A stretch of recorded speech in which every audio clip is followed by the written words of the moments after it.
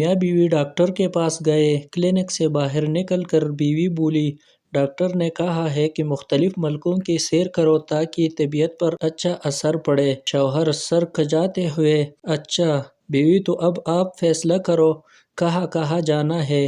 شوہر چلو دوسرے ڈاکٹر کے پاس۔ بیوی آتی ہے ہیر کی طرح، میٹھی ہوتی ہے کھیر کی طرح، نمکین ہوتی ہے پنیر کی طرح، اور پھر کچھ مہینوں کے بعد چبھتی ہے تیر کی طرح، اور کرتی ہے فقیر کی طرح، اور نظر رکھتی ہے شبیر کی طرح۔ بیوی، اگر میں مر گئی تو آپ کیا کرو گے؟ شوہر، اگر ایسا ہوا تو میں پاگل ہو جاؤں گا۔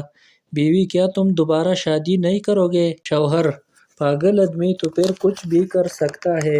ایک دن شوہر تنگ آ کر بیوی سے بولا، تمہارے ساتھ شادی کر کے مجھے ایک فائدہ ہوا۔